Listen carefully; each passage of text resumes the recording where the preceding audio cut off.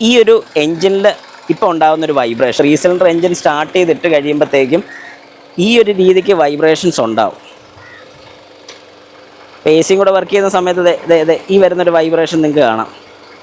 എന്നാൽ ഈ ഒരു വൈബ്രേഷൻസ് ഒട്ടും തന്നെ നമ്മുടെ എൻജിൻ റൂമിൽ നിന്ന് പുറത്തോട്ട് നമ്മുടെ ക്യാബിൻസിലോട്ടൊന്നും വരുന്നില്ല.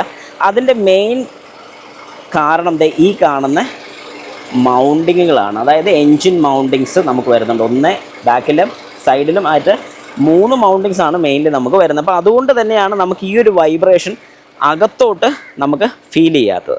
ഇതൊക്കെ പറഞ്ഞാലും ചിലർക്കെങ്കിലും ചെറിയ സംശയം കാണും. അങ്ങനെയാണെന്നുണ്ടെങ്കിൽ നേരത്തെ 4 സിലിണ്ടർ എൻജിൻ്റെ അത്രയും സ്മൂത്ത് ആണോ അകം എന്ന് ചോദിച്ചു കഴിഞ്ഞാൽ അല്ല.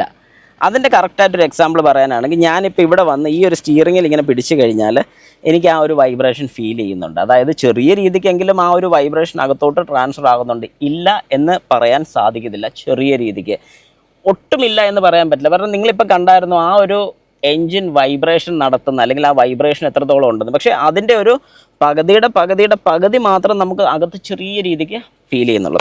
അപ്പോൾ ഇതാണ് കാര്യം. പക്ഷേ ഞാൻ എപ്പോഴും പറയുന്നൊരു കാര്യം, നിങ്ങൾക്ക് വൈബ്രേഷൻ കാര്യങ്ങളൊക്കെ ബുദ്ധിമുട്ടുള്ളൊരു വ്യക്തിയാണെന്നുണ്ടെങ്കിൽ നേരെ 1.3 4 സിലിണ്ടർ വാഹനം തന്നെ എടുക്കുക. ഏതായാലും എൻജിൻ വൈബ്രേഷൻസോ കാര്യങ്ങളോ എന്തെങ്കിലും ഉണ്ടോ എന്നുള്ളത് നിങ്ങൾക്ക് വളരെ കൃത്യമായിട്ട് ഇവിടെ അറിയാൻ സാധിക്കും. ഒരു രീതിക്കുള്ള എൻജിൻ വൈബ്രേഷൻസോ കാര്യങ്ങളോ നമുക്കിവിടെ ഫീൽ ചെയ്തില്ല. വേറെ ഒന്നും കൊണ്ടല്ല, ഇതൊരു 4 സിലിണ്ടർ ആണ്. അതായത് 1.3 ലിറ്റർ 4 സിലിണ്ടർ ടെർബോ ചാർജ്ഡ് എഞ്ചിനാണ് നമുക്കിവിടെ കിട്ടുന്നത്. അതുപോലെ തന്നെ ഈ കാണുന്ന 1.3 litre 4 cylinder Turbo charged petrol എഞ്ചിൻ്റെ 160 PS പവർ 280 ന്യൂട്ടൺ മീറ്റർ ടോർക്കുമാണ് നമുക്ക് ഔട്ട്പുട്ട് കിട്ടുന്നത്. 1 ലിറ്റർ 3 സിലിണ്ടർ ടെർബോ ചാർജ്ഡ് എഞ്ചിൻ്റെ പവർ ഔട്ട്പുട്ട് എന്ന് പറഞ്ഞാൽ 100 PS പവറും 160 Nm ടോർക്കുമാണ്.